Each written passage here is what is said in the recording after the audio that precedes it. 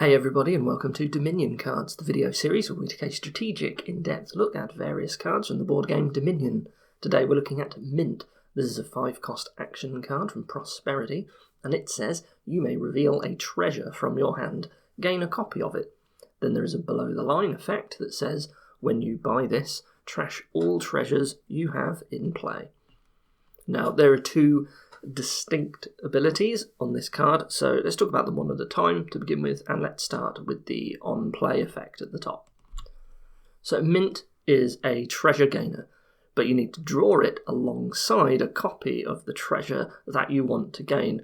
What this means is that you need to already own a copy of the treasure that you want to copy, and of course you have to draw it into the same hand as Mint. Compare and contrast to things like Bandit or Courtier that will just gain you a gold straight up, no matter what else is in your hand or in your deck.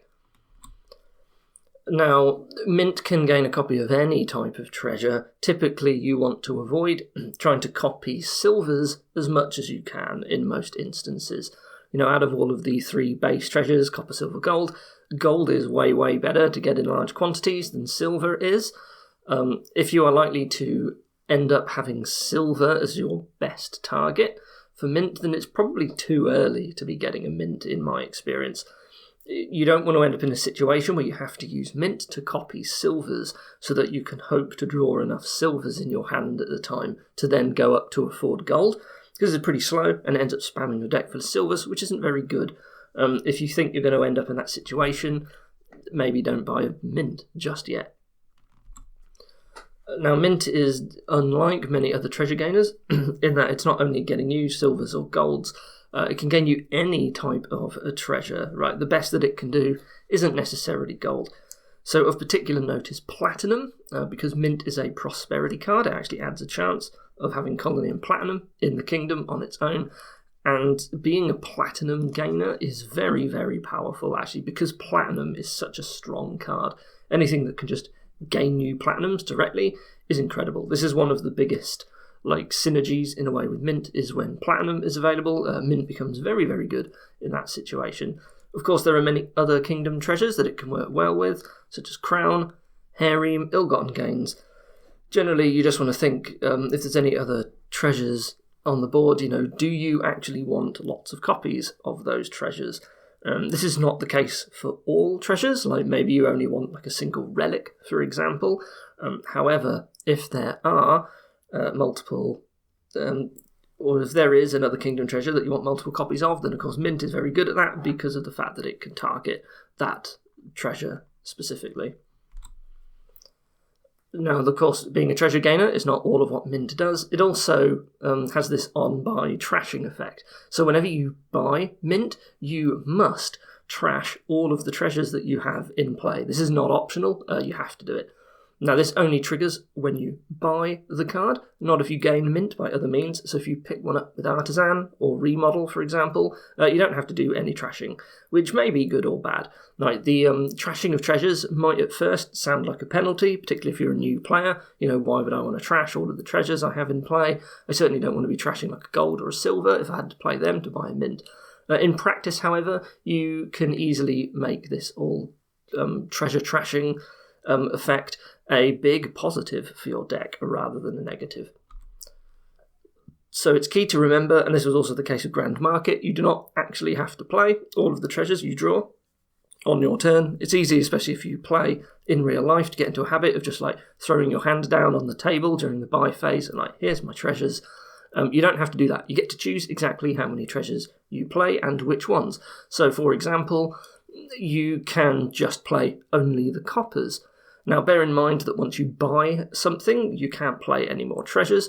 So if you're only going to partially play some of your treasures, that may restrict what else you get to buy on this turn.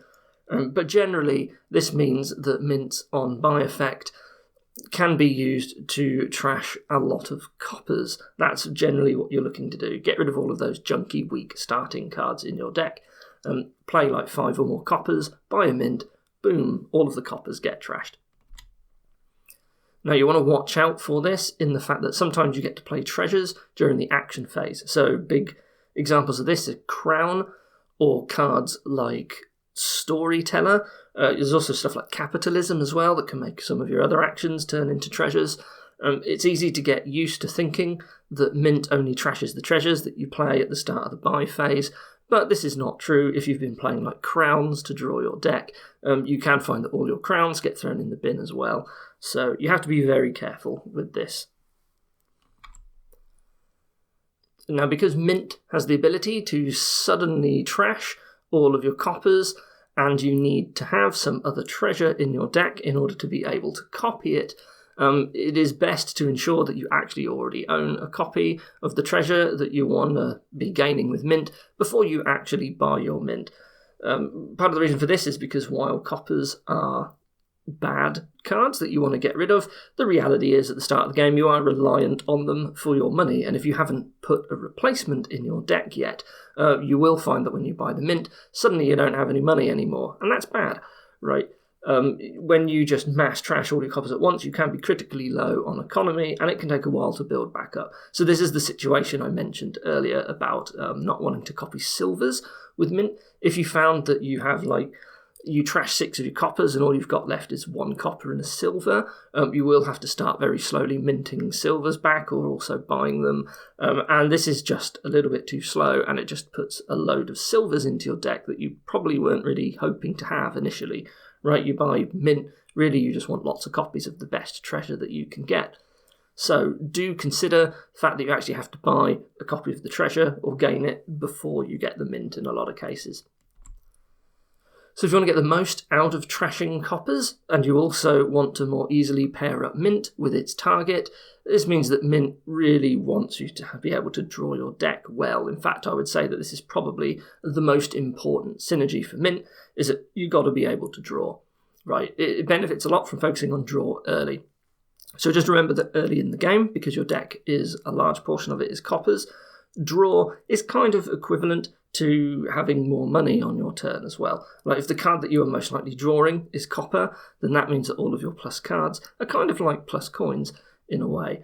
So what you want to do is focus basically on just drawing as much as you can early on. You don't have to draw all the way, but just be able to draw enough, and maybe you hit 6 and you can buy gold, and then on the next turn you draw well enough to get 5 or 6 coppers into your hand, and you can play them all and buy a Mint and then trash them all. This is sort of the best sort of scenario that you can have for Mint. In this case, your deck is now pretty small. You should be able to be drawing it easily because you just got 6 junk cards out of the way. And also you've got a nice treasure like a gold that you can start minting copies of.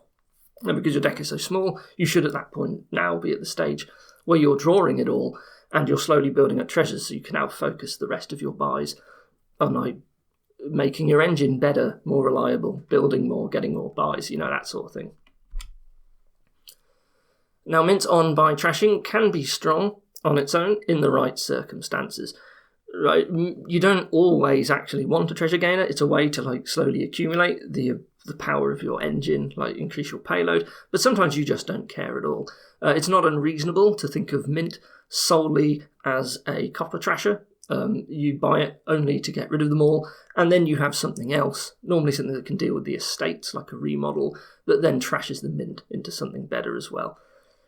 There are times when you might want to do this because you really want to build an engine, but you need to be very, very careful to minimise the number of stop cards. So maybe the draw is not that great, you've only got so many laboratories, and also you're going to be playing with a load of cantrips like Merchant. In this case, you really want the coppers out of the way. And so using Mint can do that, and then you're not actually interested in copying a bunch of treasures because they just clog your deck up, all these stop cards.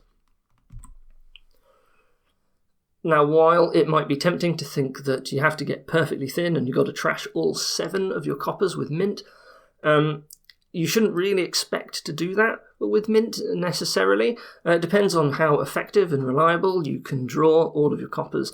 If it's quite difficult because the draw's not so great or necessarily all that reliable, then it's usually better to not try and get rid of them all, but at least focus on a large portion of them, 4 or 5 or so, and just trash them at a good opportunity, and just deal with the fact that maybe you've only got 2 or 3 coppers left over. If you just sit around with mint waiting for the perfect opportunity, it may be the case that the perfect opportunity never comes around, and just having all those coppers in your deck slows you down too much. It's also possible sometimes that you might need to like trash a silver in order to buy it if the situation is right. Well, silver, not great. So as long as you've got something like a gold in your deck, that's actually okay too, right? It's not just coppers, it can trash other treasures as well. It depends. You don't always get to do exactly what you want with mint, and I just want to say that that's fine, right? You don't mint isn't really like an elite trasher, in the way that a lot of the stuff that trashes from your hand is, because you only get to trash once with it, and you should really just sometimes, you've got to weigh up, is the speed up that I get from just trashing what I've drawn this turn going to be better than waiting for a more better opportunity that might never come? It sort of just depends, really. It's very kingdom dependent, but don't try and achieve perfection with mint is basically my advice. So a question that always comes up with mint, because it costs 5, hey, what about if I draw like 5 coppers on turn 1 or 2? Because mint trashes them immediately, you could get rid of all of those coppers before you even shuffle once. Is that good? Well, hopefully it's clear that if you don't have some way of building up your economy with 2 coppers left, then almost certainly not, right? There is absolutely no point in bankrupting yourself immediately. That is, of course, clearly terrible. And, there are some 2-cost treasures. So, for example, there's supplies from Menagerie that gains you a horse. There is Fool's Gold. Fool's Gold is probably the only 2-cost treasure that might make this worthwhile. Once upon a time, Fool's Gold mint was considered sort of a combo. You open Fool's Gold and mint, and then you start minting more Fool's Golds. In reality, really what you're looking for is also a way to try and build up a bit of draw quickly and easily. Like, you're not guaranteed to actually draw your mint with the Fool's Gold, and you're not guaranteed to draw the Fool's Golds together when you still have 5 junk cards in your deck, those estates, and the 2 coppers that are left. So opening Fool's Gold and mint is not actually always quite so great, but it might be good if you can quickly add more draw into your deck and get it easily, which admittedly can be tough on a 2-5. What sort of draw do you have that costs 2? Well, barely any. Maybe there's like Border Guard. It's not really draw, but it lets you connect the Fool's Golds together more easily. Stuff like that. So even if there is Fool's Gold and mint on the board, I wouldn't necessarily open with it on a 5-2. I think that's slightly outdated advice at this point. But it is like an old combo. It just it has a chance of really sort of being a critical failure, and you just sort of flounder about a bit for a while. It could just take a while to get your deck back under control. So, yeah, it's just all I wanted to let you know. So, in summary, mint, I'd say it's a below average card, but it's not a bad card, right? It's reasonable. It can be very good with special treasures you want lots of copies of, not particularly platinum. It requires gaining a copy of the treasure you want to copy first, and that can be an issue. That sort of slows down your ability to use it as a trasher, at least for a little bit. You really want good draw. This is the main takeaway, so that you can get the most out of both of its effects. If you don't have any draw, it's usually going to be worse than other treasure gainers. So like Bandit can just get you golds immediately. If you're going to be doing some sort of Duchy Duke strategy with Bandit to gain golds, I'm not saying that's necessarily good. You really wouldn't really want mint in a deck like that, because if you can't draw mint alongside the card you want to copy, then it's very bad. You definitely don't want to be copying coppers or silvers with it if you can avoid it. Right, so what we're going to do now is head over to the online client. We're going to generate some kingdoms with mint forced into it, and we are going to see what sort of impact it has on these kingdoms. So, oh right, there is no colony platinum here. So do we have a village? We do. There is only nobles. Do we have any trashing? There is mint and there is bishop. Okay, that's fine. Is there any draw? There is nobles, there's wishing well.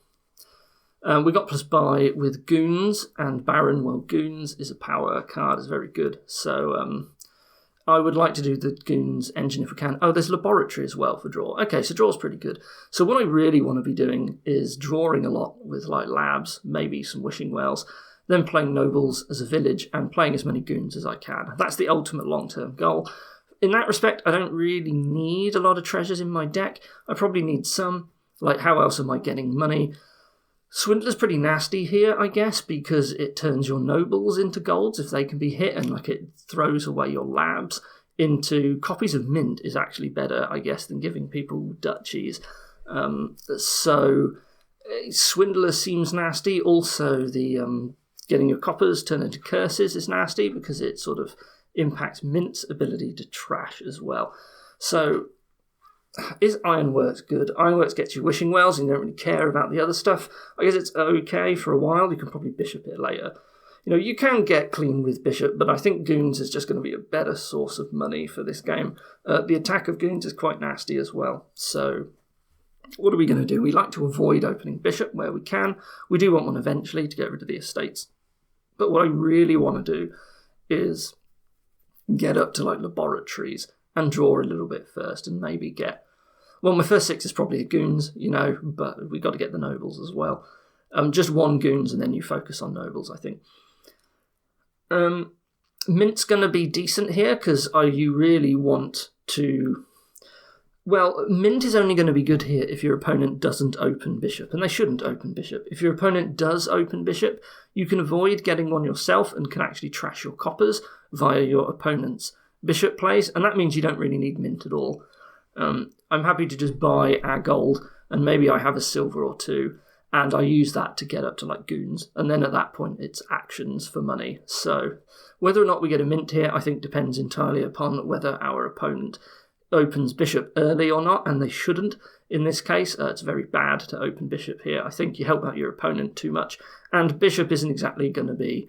the points aren't really going to matter because it's a goons board where you can play multiple goons, and that's going to just outscore everything. So at some point we want a Mint to mass trash, but before we get that far, I'm probably got goons, and you know what, maybe a Swindler as well, and I'm going to be getting money from those. So I don't really care about Mint's use for gaining treasures, but I do care about mass trashing at some point because I'm really low on draw here. Draw's the big problem. Laboratory wishing well, not so great, and I need the nobles as the village. So Mint as a trasher seems pretty good here. I will probably get one unless, like I say, my opponent opens with bishop. So that's my thought for Mint on that board. There will be an opportunity, but you've got to build first. So what's here? So again, no colonies or platinum. We have Lookout upgrade as alternative trashing to Mint. There is a village, there is Golem. Ooh dear. That's tricky because there's also Wharf, and it draws a lot early, and that means it's hard for Golem to hit anything. What sort of non-terminals can Golem hit? Well, there's Wishing Well, which is fine. There is Upgrade, which is and there's Lookout. So lots of non-terminal trashers that are a bit risky for Golem. Oh, there's Cellar as well, of course. So we've got very good draw with Wharf, but the problem is our only village is Golem, and that's pretty bad. Based on that, what's the plan here? So I don't think a bridge engine is viable because it's too hard to get the golems.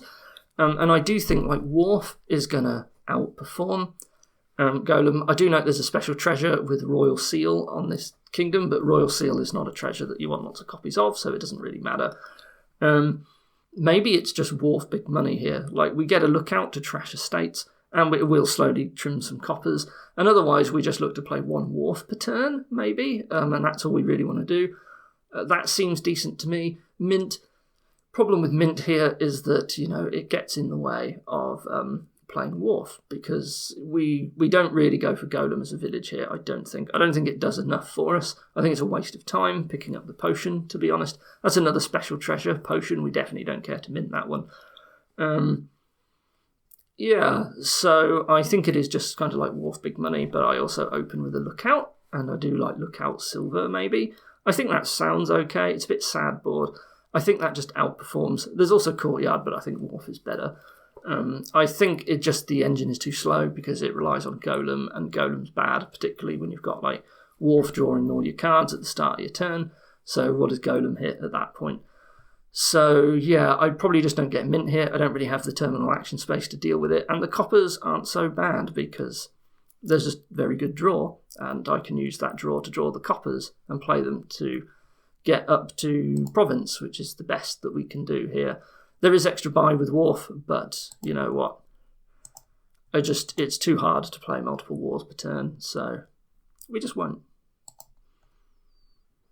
So no mint on that one. Here, again, no colony platinum. We have village and diplomat as villages. Well, village is a lot better because I noticed for draw, we have diplomat, but we also have alchemist. And we got alchemist with King's Court as well, which is also a village. So we can draw our deck easily. There is moat as well as draw, but that's not so good. Alchemist is decent here. And then there's King's Court Bridge as a payload, which is very, very fast. Now for trashing, there is only remodel and mint, so we really want to get off a copper trash with mint. And then we've got remodel as well that can even turn our mint into a King's Court, which is actually very good. So I really want to open potion here because alchemist sounds very good. There is cut purse, which is annoying, but long-term cut purse sounds bad, but you can always remodel it later. Does cut purse hurt our ability to get alchemist? Possibly, but I'm not that bothered. I can just buy a moat or a cellar if I hit 2. Like, I'm not that worried. Like, if I get 2 potion, it's sad to lose the alchemist, but yeah, our eventual plan is villages and bridges and alchemists. That's what we want to make most of our deck up of. We do want a King's Court, and then at some point we're going to buy a mint. We're going to trash all the coppers, and at that point it's like King's Court bridge. And how do we gain more bridges in King's Courts? At some point we're still going to be able to buy King's Court. If we King's Court bridge, still going to cost 4. We got 3 money from the bridge. Maybe it's fine. Maybe we do have cutpurse. Maybe we have a silver. I think I open, silver potion, so we will probably keep the silver around, and that's really all the amount of treasure that we need. So we're definitely going to be buying mint here at some point. We are going to remodel it into a King's Court. That'll be very nice. That actually gives us a second King's Court, thinking about it. If we'd bought a King's Court first, or maybe we don't even need the King's Court at that point. I don't think I open remodel. I guess there is the argument you open remodel and you use it to turn an estate into a potion. Maybe that's better than opening potion, thinking about it. Maybe I prefer opening silver remodel, get the potion that way. It doesn't matter that it's delayed a bit.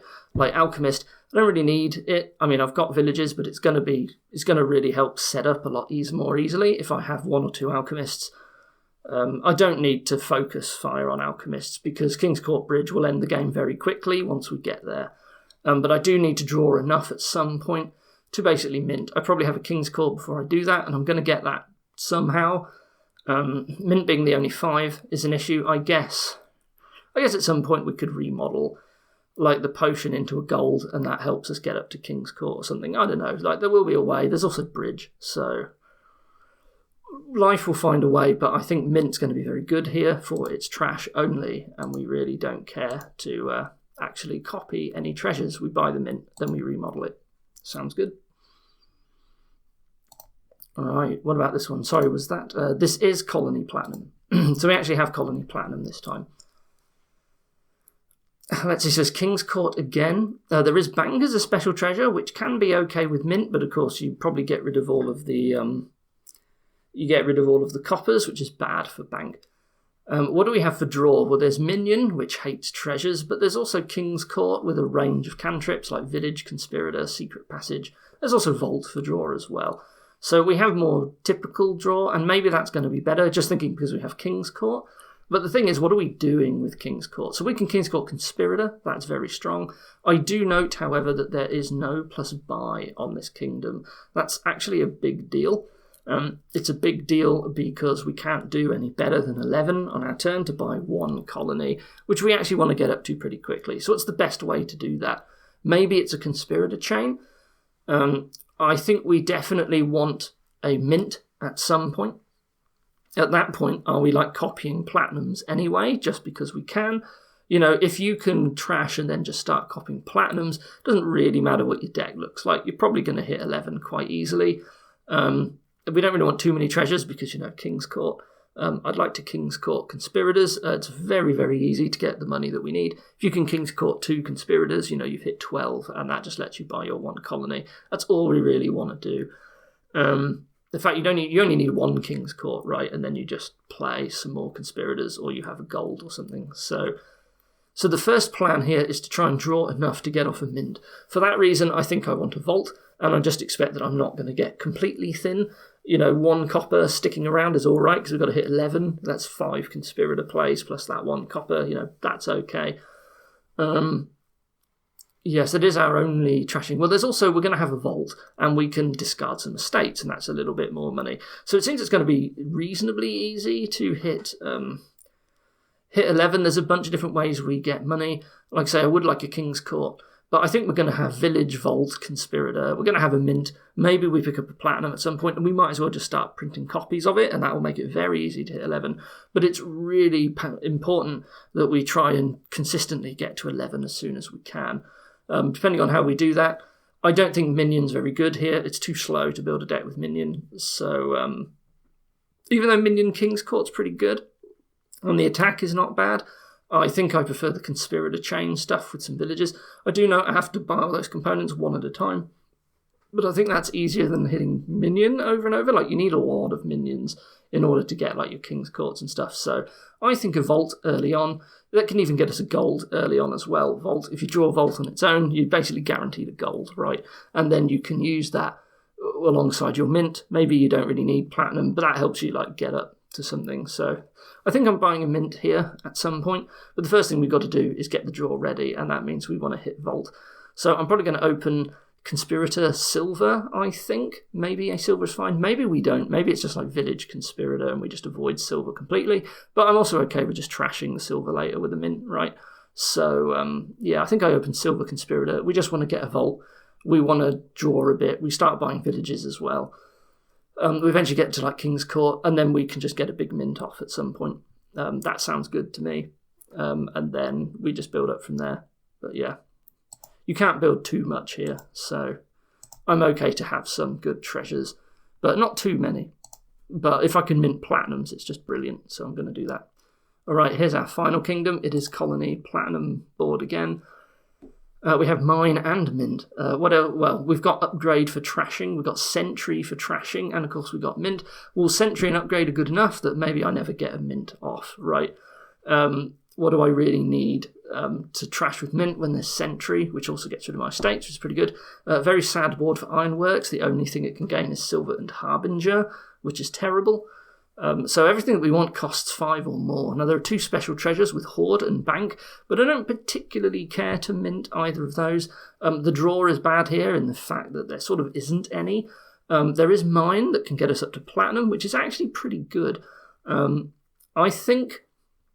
I think what I'm going to do is I'm going to gun for Sentry. So I'm going to open double silver, and I'm going to get Sentry. I'm going to try and get thin. Once I've got that, I'm honestly okay with just Hoard. Hoard and then buying some victory cards, get some gold. I don't really want that, but I can discard them for a little bit with Sentry.